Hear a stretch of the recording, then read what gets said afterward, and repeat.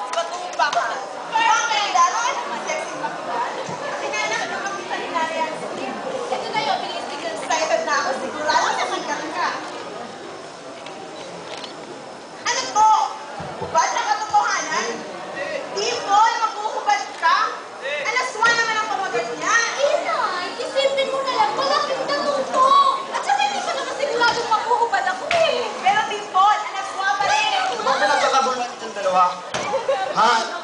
Nay? Wala naman, Jose. Dimple? Anak, ano ba yan? Ano niya mag-ina? May maliligo na mo dito sa prinsesa ko? Wala. Oh, ano ba yan binabasa mo? Ganit ba yan? Hindi mo masagutan? Mat ba yan? Magaling si tatay dyan. Akin anak niyo po. Jose, ang anak mo kasi may gustong kumuha para mag-artista. Oh, ano naman ang masama doon? Ang ganda-ganda naman ni Dimple. Oh, akin anak yung script na makita niya sa tayo. Kaya doon bida ka sa ganda-sex mo ba naman yun eh. Dami ka hindi. Sus! Ito talagang prinsesa ko. Nahiya pa siya sa akin. Kasi... Day!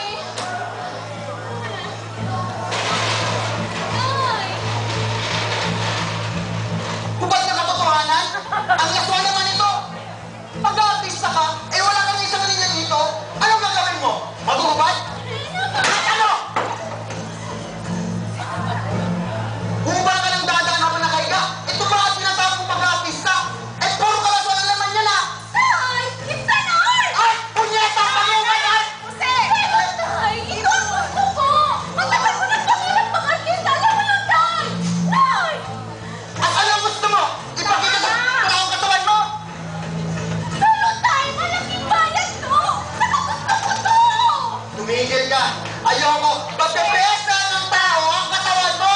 Gusto ko na mag-upan! Gusto ko makikuya ang katawan ko sa lahat ng tao! Gagawin ko tayo karamihan mo yun! Kaya kahit gusto niya mag-upan ako dahil gusto ko mag-upan! Kasi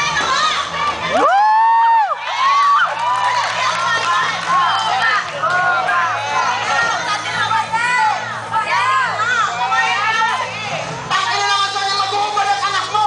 Ano na lang sabihin ng mga tao at kapitbahay natin? Na ang anak natin eh, all star? exactly! Star ang anak natin! Kaya Jose, sige na! Mayag ka na! O sige! Pag ako sa isang kondisyon, hindi papalitan ang apelido mo tulad na nakalagay sa script! Tay! Ang pangalan mo ay masyadong pambata! Ang apelido mo naman ang batot-batot masyadong matigas! Paul? Eh kung ganun din naman pala, ano ka ba sisikat makikila kung papalitan din na pala pangalan mo?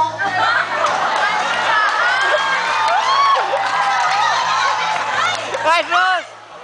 Sige! Kung ipagpipilitan mong palitan ang pangalan mo at gusto mong magubad, eh lumayas ka na lang dito sa bahay!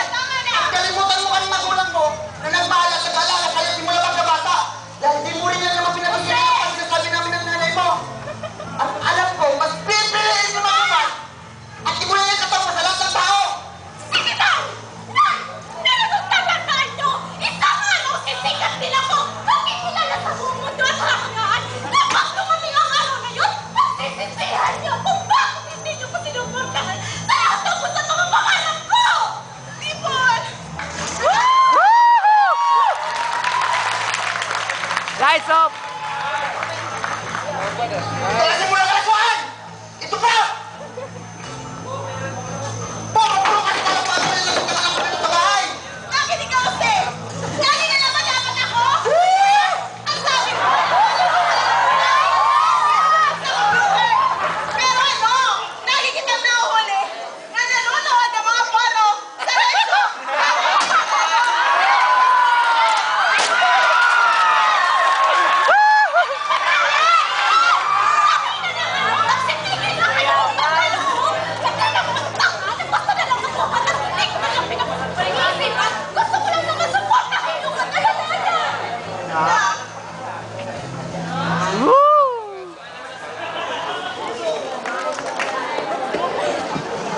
matapos ang argumentong iyon, napagsang-ayunan na rin ng buong pamilya ang kagustuhan ni Dimple na maghubad bilang isang tunay na artista.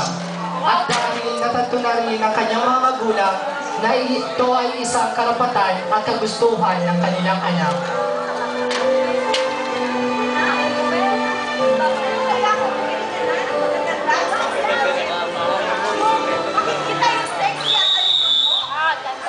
Oo nga naman anak, patanggalin na rin yung mga ilang mong pinsa dito. Oo naman